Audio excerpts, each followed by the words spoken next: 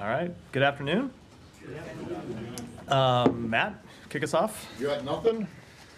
I got nothing to start with. Okay. What do you say? All right. Well, let's start with Ukraine today. The security alert put out by the embassy. First off, can you be more specific as to what led to that? So you're right. You saw the security alert that went out early this morning, overnight our time. The embassy put that alert out based on a possible threat of a significant attack on Kyiv, something that we take very seriously and led to the temporary change in posture at the embassy. We expect the embassy to return to normal operations tomorrow. I can't get into obviously the specifics of the threat, but it's something that we always monitor closely. We take the safety and security of our personnel it's very important to us. We take it extremely seriously, and that's what led to the change in posture today, and we expect it to resume normal operations tomorrow. Okay. Well, did this threat materialize? Given the time there now, it's after dark now. So I'm not aware of any significant strikes that have happened yet today in Kyiv, though, as you know, Ukraine has been the subject of incredibly tragically significant strikes over the last few days, and there's always a threat to more strikes. We base our security posture based on the best assessments we make of all the information available to us, and try to be incredibly cautious to protect our personnel. All right, and it didn't actually result in the reduction of any staff, right? No one has left Ukraine as a result of this. There were just people that were going to come into the office that didn't come into the office today, and we expect them to come in tomorrow. Okay, and then on the landmine decision, what can you tell us about that? So I can confirm, as you heard the Secretary of Defense speak to earlier today, that we are providing the Ukrainian government with non-persistent anti-personnel landmines. We have been providing them with anti-tank landmines for some time, but this is the first time we are providing them with anti-personnel landmines. There are a few things that I think are important to note about this new provision of equipment to the Ukrainians. One is that, as you have heard the Secretary say many times, we always adapt and adjust our policies based on real-world events. And the real-world events that we have seen are Russian advances, specifically Russian infantry advances in eastern Ukraine. And these non-persistent anti-personnel landmines are designed to blunt those types of infantry advances. They are very different from the landmines that the Russians have deployed and that you have seen other militaries, including our own military, deployed decades ago. The landmines that the Russians have deployed in Ukraine, and there are somewhere around 2 million landmines that the Russians have deployed, will remain a threat for decades, can go off at any time and harm not just soldiers, but civilians, and will long outlast the conflict. What that means is they are battery powered, and they have a battery, and they can be set. The battery will expire somewhere between 4 hours and 2 weeks, at the most 2 weeks from when they are deployed. So the landmines will be deployed, and then within 2 weeks, if they have not been detonated, they become inert. So they will not pose a threat to the civilian population at the end of the conflict. Now, that said, they also have a high metal content, so they're easy to detect and easy to remove. And we know Ukraine is going to have to conduct an operation at the end of the conflict to remove unexploded ordnance already, both from the 2 million landmines that Russia has deployed, as well as other unexploded ordnance. They have already been conducting that type of operation in some of the territory that they have recaptured, and the United States is committed to provide them $284 million to support those efforts. Daphne, go ahead. The Ukraine has said that Russia was trying to sow panic by circulating fake online messages about a massive looming missile and drone attack. Was the temporary change in posture of the embassy a result of those messages online, or was there something more that the U.S. I'm not going to speak to the information that we rely on to make our security assessments, but we always base those assessments on a broad range of factors, and we look at a number of sources of information, including open source information, including intelligence information that we have, including information that we get from our partners, and we make the best decisions possible in real time to try to protect our personnel, and we'll continue to do that. Okay, and then Ukraine has reportedly fired a volley of British Storm Shadow cruise missiles into Russia today. Do you have any information on this? Was the U.S. given a heads up? I can't speak to that. I can't confirm it. Alex, go ahead. I'll come to you next, Jane. Clarify about what you know. Kyiv has been under attack, missiles, drones, for weeks or months, and recently, last week. So what new do you know? What do you mean, what new do I know? What is triggering you to take further steps? I'm sorry? What's different than Kyiv, what Kyiv has been seeing last week? So as you heard me say in response to Matt's question and in response to Daphne's question, we receive and look at security information from a number of sources and look at potential threats from a number of sources. We obviously don't disclose those publicly, not productive for us to do so. We had specific information that led to us to make this decision, but I'm not going to get into disclosing that here for obvious security reasons. But, and I don't think this should be a controversial statement, we have no higher priority than the protection of the Americans who work in our embassy, and we are going to continue to put their safety first. And it appears other embassies in Kyiv, Italy, Greek, and Spain, Spanish embassies also are not operating today. Is there any coordinated effort? I will let those embassies speak to their operations. And what about American citizens living in Kyiv? Do you have any call on them? We have Kyiv is a do not travel area for American citizens. We have long said that American citizens should not travel to Kyiv. That advice has not changed. Thank you. Please come back to me later on South Caucasus. Okay. Can I just follow up on the use of UK supplied Storm Shadow missiles? Sure. Is Ukraine discussing or consulting or informing the US of use of missiles provided by the UK or the US? So we consult with the Ukrainian government, the Ukrainian military, about a broad range of tactics that they can use to defend themselves, but I'm not going to speak publicly to the use of another country's weapons, not U.S.-provided weapons. I will defer to the governments of Ukraine and the UK to speak to that. And sorry, just to follow up on that, there are also reports that the US is thought to have provided navigational information for the use of those missiles. Can you confirm that? No, I'm not going to speak to that at all. Can you give us a readout of John Bass's meeting with the Ukrainian foreign minister yesterday? Who called for this meeting? What was the purpose? The Ukrainian foreign minister was in town, as you know, so the secretary saw the Ukrainian foreign minister last week when he was in Brussels, had a conversation with him about what we are prepared to do to ensure that Ukraine is positioned for success on the battlefield in 2025, how we can continue to support them, updated him on some very concrete steps that we are taking. And I think I'll leave it at that. The Ukrainian foreign minister was then in town yesterday. The secretary was not here. As you know, he was traveling back from the G20 in Rio. So John Bass took that meeting. But it was to continue those discussions about how we can support Ukraine militarily and how we can support them diplomatically. Can I switch to the Middle East? Sure. Can we just say I want Ukraine for one thing? Are you aware of this? No, notice? you can't. I was saying no to Jenny. You can't. So Sorry, this will be really quick. But are you aware of a notification in Congress going up saying that you're going to cancel half of Ukraine's debt?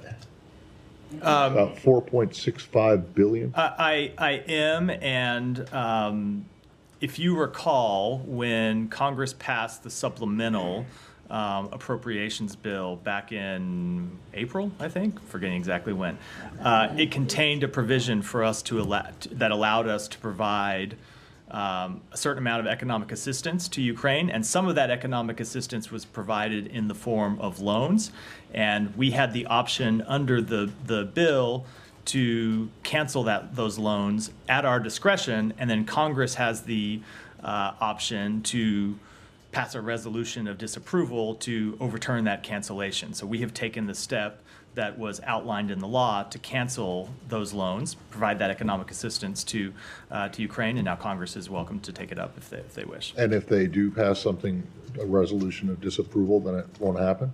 So I'm going to Or get a can you little. just go ahead and do it I'm going to anyway? get a little over my skis and what the law exactly calls for here. I think I would be surprised if Congress took that step, given the overwhelming bipartisan support in Congress for providing assistance. But we will follow the law. Okay. Sorry, when did you provide notification of Congress? It was in the last few days. I don't know when.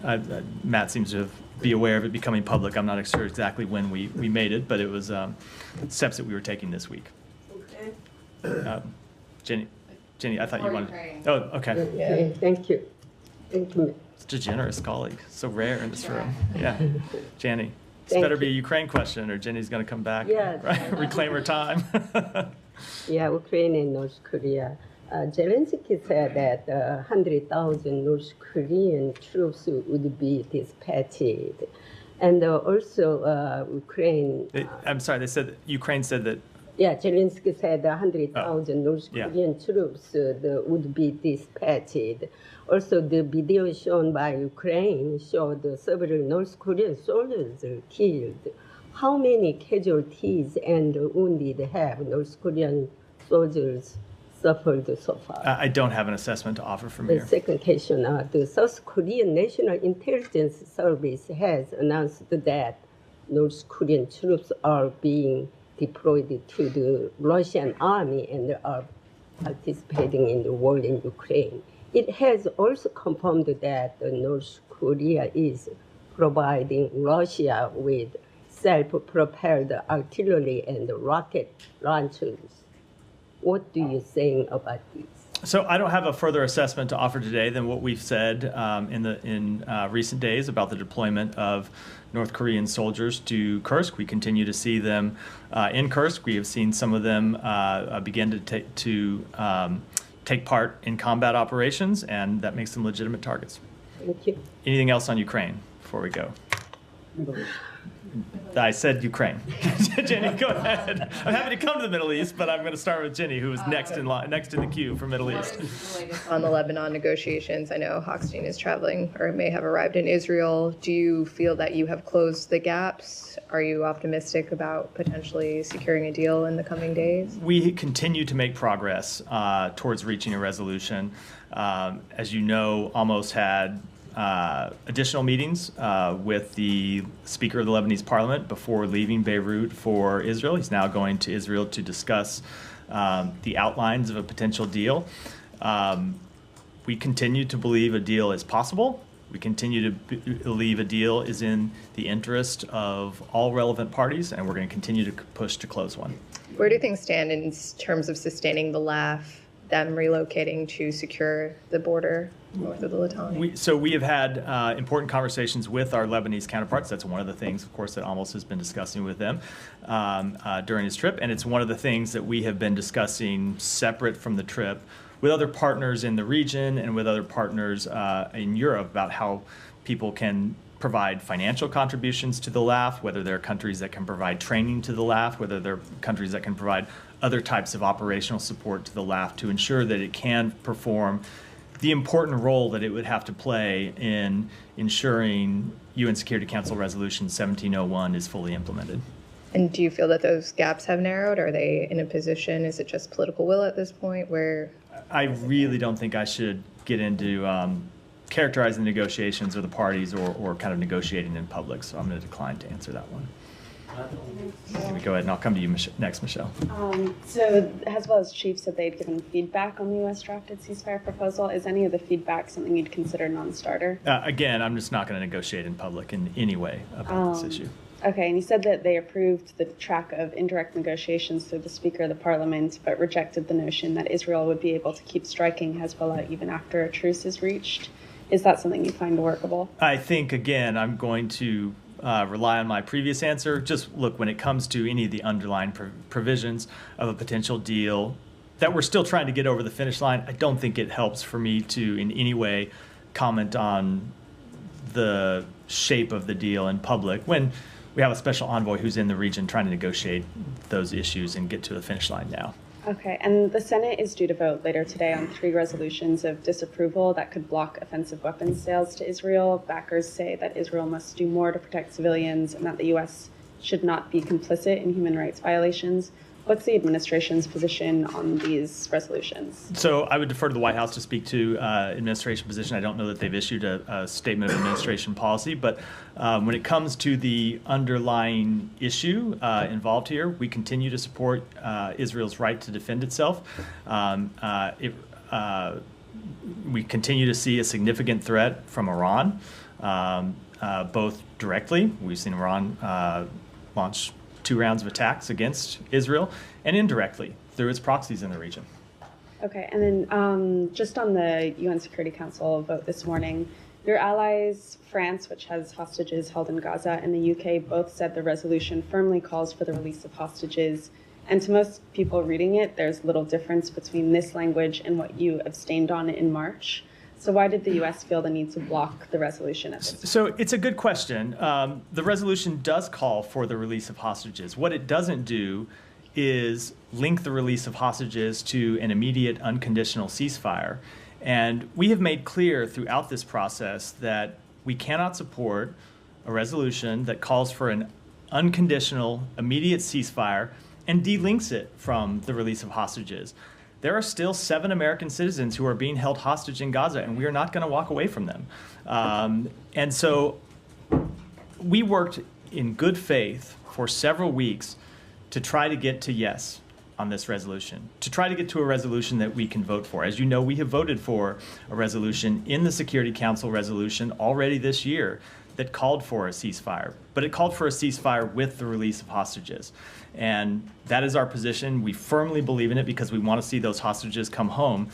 And I would kind of turn the question around and ask, why is it that the countries pushing this resolution couldn't actually link the two? Why they wouldn't agree to link the ceasefire to the release of hostages? What is it to the release? What is it about the release of hostages that they wouldn't support when linked to a ceasefire? It seems to us plain common sense that if there's going to be a ceasefire, that Hamas shouldn't get to continue to hold the hostages. And so we want to see the two linked, and that will continue to be our position. We will continue to look for ways to find consensus with other countries on the UN Security Council, but because of that language, this resolution is not something we could support. But as was pointed out earlier this morning, this resolution did contain a call for the release of hostages. What was defective about it? The defective is that they were not linked. We believe it's important that you get a ceasefire. You get a ceasefire that secures the release of hostages. And we proposed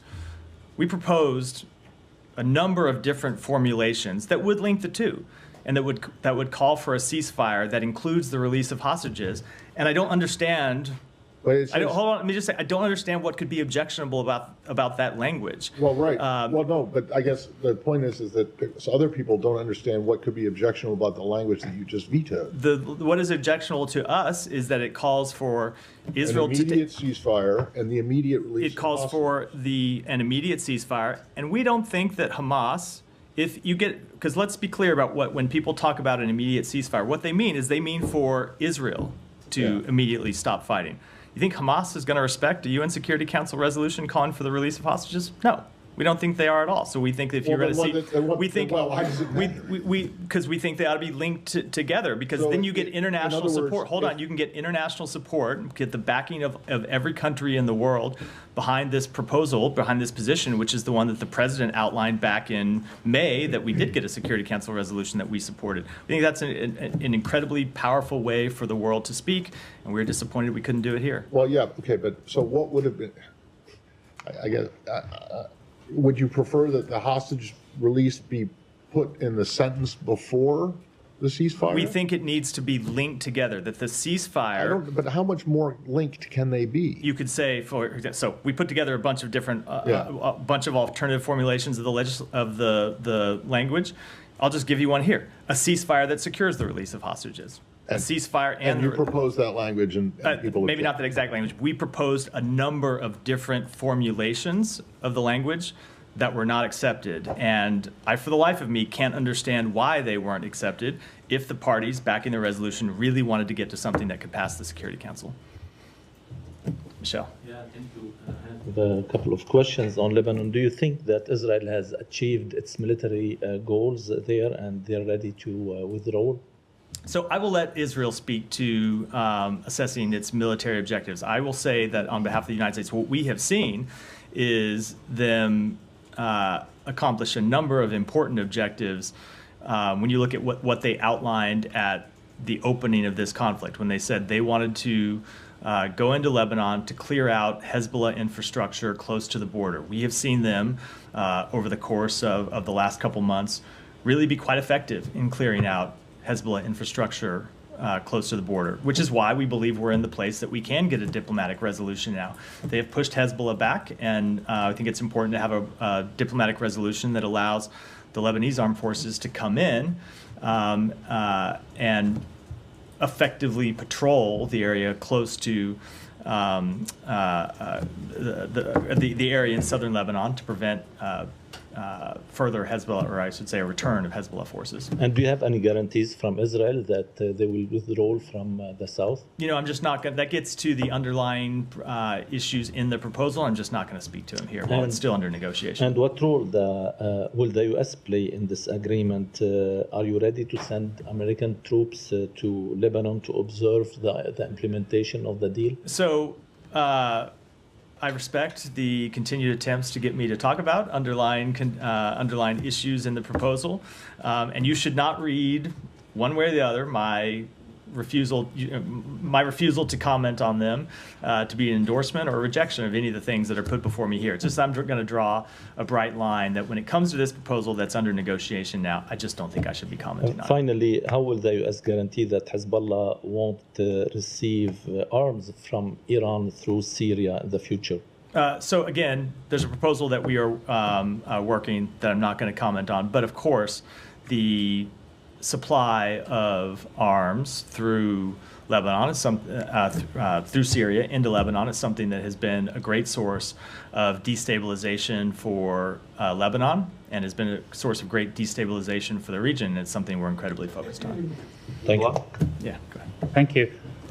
So today at the IAEA, Mr. Grossi said that one of the fruit of his visit to Tehran was Iranian agreeing to cap its stock of 60% uranium, and he said that it's Iran moving in the right direction. Do you share that assessment with Mr. Grossi? Let me take that back and get you an answer. Okay, second one. Are you willing to give Iran a chance and not to push for resolution along with the E3 censuring Iran for non-compliance? So we continue to stay tightly coordinated with our E3 partners. I don't have any announcements to make today, but we're working with them and strongly support efforts to hold Iran accountable. So a yes or a no for tomorrow? I mean, they're voting. Come back tomorrow. I'm not going to preview it from here. An action that hasn't taken place yet. Back to the sanctions you announced on Hamas members yesterday, including the ones in Turkey. A report suggests that these individuals were transferred to Turkey as part of the 2011 Gilad Shalit prisoner exchange deal, which was mediated by the United States and the UNHCR. And according to Turkish sources, this transfer was made at your request in 2011. So could you please provide a clarification or elaborate on this? So I would say with respect to sanctions, that is an issue separate and apart from any prisoner exchange deal. Members of Hamas who are engaging in terrorist activities are sanctionable whether or not they were ever part of a prisoner deal. But can you confirm that, if you impose sanctions on individuals who were transferred to Turkey in 2011 at your request, is that something you can confirm? No, I'm not going to. So I wasn't around here in 2011. I can't speak to the substance of that deal. But what I can tell you is that it's really a separate question. Someone that's part of a prisoner exchange deal, which I'm not confirming because I don't know the specifics of it, but let's just stipulate that it were true for a minute. That does not in any way give them a free pass to get out of sanctions for supporting terrorist activities 13 years down the road. Who is supporting the members of Hamas that we designated yesterday? We designated for being involved in terrorist activities. Yeah. Go ahead. Yeah, thank you. But yesterday I asked you about the letter that the Israeli foreign minister sent to UN. And soon after, yesterday, Iraqi Prime Minister chaired an emergency meeting ministerial for national security. And in a statement publicly, they said that we do urge the United States in cooperation with Iraq to take decisive steps under the third section of the strategic framework agreement between you and Iraq to help Iraq in self-defending and counter these threats on Iraq, which he means threats coming from Israel. How do you respond to this request from Iraq? So I'll take that back and get you an answer. I have not reviewed that specific letter. And then there are reports in the region that said that the United States has informed Baghdad that Israel's strikes on Iraq are imminent.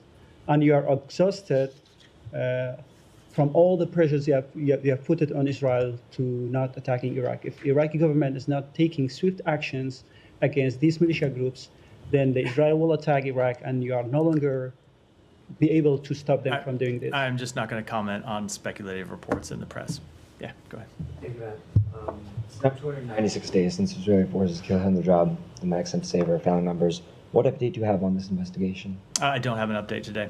Okay, so if there is no update on the case that's 296... Well, but remember, I mean, the reason we don't have an update in the case, I think you know, the last time we talked about this, I talked to you about what we had found in talking to the various parties in the region, which is the Israelis say that they reached out to the relevant NGOs for information. The NGOs failed to provide that. I can't speak on behalf of either the Israelis or the NGOs about what is true and what isn't, but that's what we've been told by the parties. Right, yes. And as we've discussed, when we reached out to those parties, they... Correct, and I can't speak to the veracity of that on behalf of either party. Right, but given this uncertainty in the air of weapons that the U.S. has sent to Israel, how can the U.S. be prepared to send more of the same rounds Israel reportedly used to kill Hinderjob if all these days later it can't get to some sort of conclusion on such a well-known case? Well, again, I'm just with respect to the premise, I think there is an underlying factual dispute that I can't speak to. So I think we need to let's set aside the premise of the question for a minute and just get into the overall question. We continue to support Israel's right to defend itself against a persistent threat from Iran and Iran's terrorist proxies. Now, at the same time, we continue to insist that Israel take all precautions to minimize civilian harm, to protect civilians. And I do think it's always worth pointing out that they are operating in a really unprecedented battlefield where they're having to fight against a terrorist enemy that hides behind civilians and hides underneath civilian homes and buildings. It doesn't minimize Israel's responsibility, but it makes it extremely difficult. But this dispute is the point, is not like the factual dispute is something that is of concern to the U.S. if it is giving weapons to a country for which it's unclear what happened when they killed civilians. Is that not kind of the point? So the factual dispute with respect to this one incident, but there are a number of incidents of civilian harm, of course. This has been a tragic war, a horrific war that has left thousands and thousands of civilians dead. And the human toll has been an absolute catastrophe, which is why we continue to insist that Israel do more despite the tough conditions that they face. But it's also why we have put the diplomatic efforts of the United States behind trying to end this war and trying to get a ceasefire that would lead to the release of hostages and would lead to an end of the suffering of the Palestinian people. And that's what we're going to continue to try to do, because this human toll has really been horrific, and because we want to see a lasting security situation that doesn't just end the war for a week or for a month, but that provides lasting security for both Israelis and Palestinians. So you talk about these broad efforts to, encourage the Israeli government to minimize civilian toll, as you say, in a tough environment. How can the government take these suggestions or demands seriously if they are in effect suggestions? For instance, we saw last week, after a 30-day deadline that the U.S. gave Israel to improve conditions in Gaza, 8 humanitarian organizations found that about 15 of those demands were failures or were insufficient. Let me just cut you off there because I know it's a long question, but a number, if you're referring to the scorecard that humanitarian groups put out last week, there were a number of, you just look through, they went through and had like red light, green light, they had a number of different assessments. There were a number of those that were just factually wrong. For example, they said that the Mawasi humanitarian zone had not been expanded. In fact, it has been expanded by around 25%. They said that there had been no progress on humanitarian pauses. In fact, pauses are being instituted. Now, we want to see pauses longer, but there are some factual things wrong about that scorecard. So we got to set the record straight before going off the question. But so was that deadline for progress or for achievements? The deadline was to see both, in fact, and we did see significant progress, and we saw new achievements at the end of that letter. I think that people have, in some senses, misunderstood why we sent that letter. We sent that letter to introduce a sense of urgency to the situation and to produce action, and it has produced action. We have seen Israel take steps. 12 of the 15 areas, and I went through some of those the last couple days. I don't think I need to go through all of them here again, though I'm happy to if I need to. And there are other things that we continue to press them to take more progress on. Now, what we really want to see is that progress actually translate to results on the ground, which means trucks getting to people, and they're having to get to people in a difficult security situation where trucks are being looted, and we want to see it sustained, and that's what we continue to focus on. So for people in northern Gaza who are on the brink of famine, they're just supposed to look at this progress? So there have been trucks that have been going into northern Gaza because of the U.S. intervention in this matter, because of the letter that we sent. For weeks, there were no trucks going to northern Gaza. You were correct about that. And that's one of the reasons we sent the letter, because we found that situation to be unacceptable. And as a result of our intervention, Israel began to again allow trucks to go into northern Gaza, including in the areas where there's direct fighting that had been closed off for weeks. That happened because of the letter we sent. Finally, just what does it say that such insistent intervention is needed for a key ally to allow even the potential avoidance of it? It says that we need to stick at it, and we're going to stick to it. Go ahead, Alex. And I'll move to South because Israeli authorities say that they have discovered Hezbollah is in possession of Russian weaponry manufactured as early as 2020.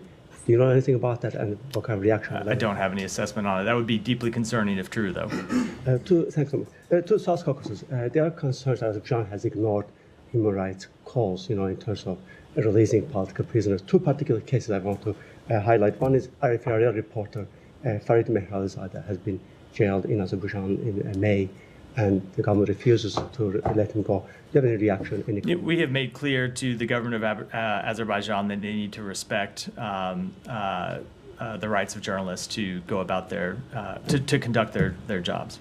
There was a letter written to the secretary from the Hill on behalf of Gubadibadoglu last week.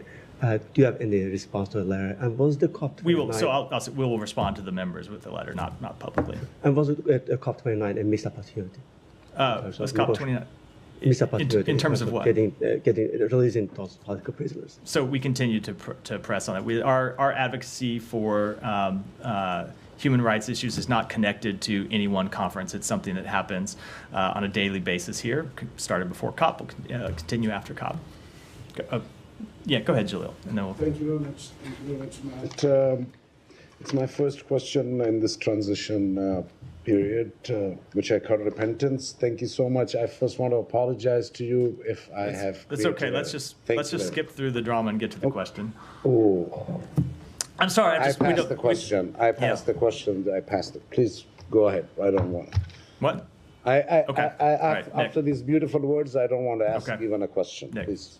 Secretary Blinken's on the Hill today. Do you expect him to testify before the House Foreign Affairs Committee in the coming weeks? So we have been in communication with the House Foreign Affairs Committee. As you know, back before Congress left for its recess, we made clear that the Secretary would be willing to testify, was willing to testify, would remain willing to testify, that they didn't need to send us a subpoena. He was happy to come testify voluntarily. We just had a scheduling dispute with them.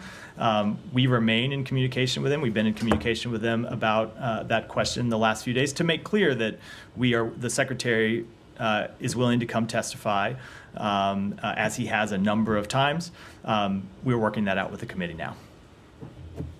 On Venezuela, what changed to prompt Secretary Blinken to call Edmundo Gonzalez the president-elect? So we've, over the last several months, have been giving Maduro time to show progress. Maduro came out and said that he won the election. Obviously, we did not see any evidence to support that and saw evidence to the contrary.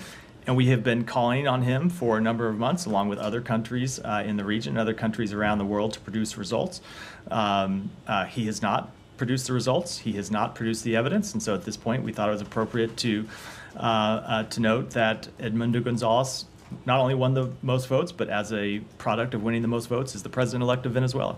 Does that have anything to do with the fact that we're in a 2-month lame duck period? And will we see any punitive measures on the Maduro government to try to force him? It has nothing to do with us being at the end of the administration. It has to do with the fact that we were letting some time go by to see if the international pressure that other countries and the United States were putting on Maduro would lead to a change in posture in his part. It has not, so we're going to call the facts as we see them. And in terms of other actions, as you know, we never preview those before we take them. Or I should say seldom preview those before we take them. Thank you, Matt. According to U.S. Congressional Research Report, Hezbollah continues to hold 13 out of 128 parliamentary seats and controls access to parts of Lebanon and operates inside the country with relative impunity. Given this U.S. Congressional Research Report, Hezbollah enmeshed with the Lebanese government, what is your response to concerns of the Lebanese people and the government responsible for providing Hezbollah terrorists a home base to attack Israel and follow? I don't think there's any secret that we have been incredibly concerned about the role that Hezbollah plays inside Lebanon. And that's why you have seen us continue to support Israel's right to defend itself. It's why you've seen us continue to call for strengthening Lebanese institutions, and we'll continue to do that. Well, how can Lebanon be considered faultless given this congressional report? So what we are focused on is trying to get an end to the conflict. And to strengthen Lebanon's institutions over the long term so Hezbollah can't play such an important role. I don't think it's appropriate to paint with a broad brush the entire population of Lebanon because there is a terrorist organization inside the country that has been holding their future aspirations hostage for a number of years now. So we're going to continue to work to try and reduce Hezbollah's power in the region. We're going to continue to work to try to cut off Hezbollah's funding sources, and we're going to continue to try to work for a secure future for the Lebanese and Israeli people. And what about the Lebanese government still allowing Hezbollah to exist in the government and not getting them out of Lebanon? I think allow is probably not the right way to put that, to frame it. The right way to frame it. Do you want to come back to your question? Go ahead, if you want to read. I'm born in the nursery, I'm born in the nursery of journalism, so please don't say drama. It's okay, just if you have a question, I'm sorry, if you have a question, just, okay. I only have 2 questions. One of them is that in Pakistan, recently this federal government organization issued that using a VPN is a sin. At the same time, the Interior Minister has said that any student who participates in the political rally of Imran Khan, their ID cards will be canceled, their admission in colleges will be canceled. Anything you have to say about this? So I'm not aware of those specific reports. We continue to believe it's important that Pakistan uphold the fundamental human rights of all of its people. Just one more, sir. And this, again, is purely human right question, I swear to you. Pakistan, whatever I have been seeing as a journalist for 25 years, is purely a human rights issue that I've raised to you. In Palestine, on the 10th day, I only said that because I witnessed Afghanistan war myself, so I know how the U.S. was treating the people of Afghanistan. It was not the way Israel had.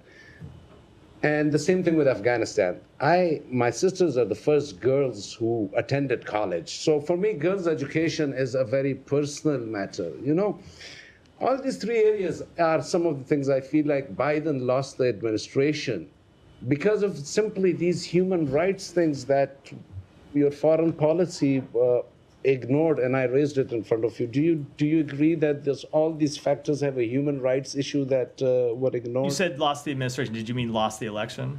Yes. Look, I'm not going to comment on electoral results. It wouldn't be appropriate for me. Hold on, let me just finish. It wouldn't be appropriate for me to do so here, but we have put the human rights at the forefront of our policy since day one of this administration, and we'll continue to do so. Thank you so much, Matt. Yeah, of course. So due to Ukraine's military actions in the past few days, there's been an increased threat of consequences by Russia, not only against the US, but also NATO in general, even though NATO is not taking any collective action right now. Do you take this seriously, and are you discussing these kind of threat of consequences by Russia with NATO allies at the moment? So we continue to closely coordinate with our NATO allies about a range of threats that Russia presents, both to European security through its aggression, not just in Ukraine, but remember this is a country that also invaded another one of its neighbors, Georgia, and continues to occupy Georgia as it continues to occupy Ukraine. And we continue to discuss with our NATO allies asymmetric threats that Russia makes around Europe and that we have seen in some cases come to fruition around Europe. And what we do with our allies and partners is work to counter those threats and work to hold Russia accountable. And you've seen us hold Russia accountable both by supplying Ukraine with the equipment, the material it needs to hold them accountable on the battlefield, but also with our unprecedented sanctions that we have imposed with our partners around the world. So is US and maybe NATO in general ready, can we say ready for the consequences that's been actually put forward by Russia in the past few days, specifically the past few days? Look, I'm not going to comment on every comment that we hear out of the Russian government, some of which are completely inappropriate to the situation at hand. I will say, and Russia knows this, that NATO is a defensive alliance. NATO does not threaten Russia. NATO, this conflict did not start because NATO was looking for war with Russia. NATO continues to not look for war with Russia. It is a defensive alliance and will continue to be so. Can I follow on Ukraine? Yeah. Thank you, Matthew. Good afternoon to you. Back to the anti-personnel landmines that the U.S. will be giving Ukraine. You mentioned non-persistent. Earlier this year, Pope Francis. Does the State Department agree with that description, insidious? So landmines can pose the traditional landmines and the landmines that Russia has deployed across Ukraine. The reason they're so damaging is because of the threat they can pose to civilian populations for years after the conflict. The situation here could not be more different from that. Ukraine has committed to only use these mines in non-civilian areas. And remember, we're talking about conflict that is in Ukraine, so they have an interest to use them in non-civilian areas, where areas that civilians are not. But they're also mines, unlike the ones that people usually have in their mind when they make those types of comments. These are mines that are going to be inert and deactive in at the most 2 weeks from now.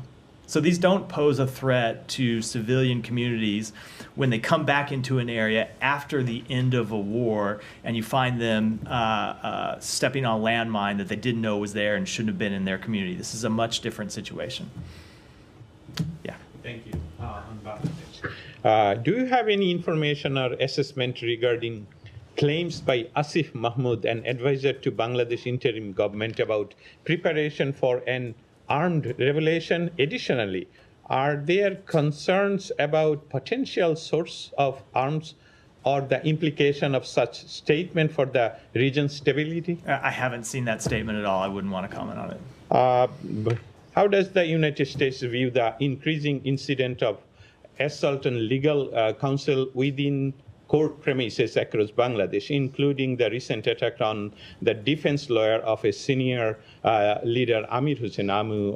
What is the U.S. position on the broader implication of human rights, legal protection, and the rule of law in Bangladesh? So our position with respect to human rights in Bangladesh is the same under this government as it was under the previous government, is that we want to see the human rights of the Bangladeshi people upheld, full stop.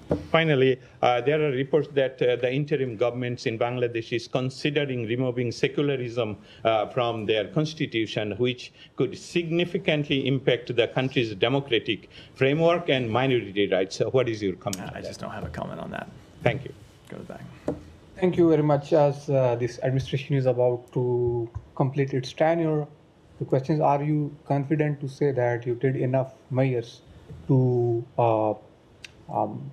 address the concerns of your partner, specifically the partner who is your partner in war on terror, Pakistan, who claimed many times that weapons you left in Afghanistan are used? I just missed which partner you're referring to? Pakistan. Pakistan. So they claimed many times, they raised this matter in UN, that weapons US left in Afghanistan or Taliban are using that. And this is not just a defense side, defense cooperation, but on diplomatic side, we also seen in these 4 years terms a visible diplomatic downgrade was there. Your top of the secretaries and representatives, they just overlooked or they just ignored most of the things.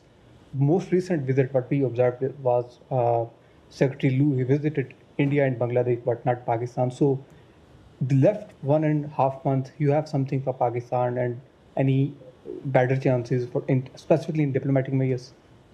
Look, I'm not going to preview any actions that we might take over the next 2 months, but as you have heard me say before, we are committed to using every day of our time in office to advance all of the important priorities that the president has set forward. Pakistan continues to be an important partner of the United States, and we expect that to continue for the next 2 months. All right, go here, and then we'll wrap up.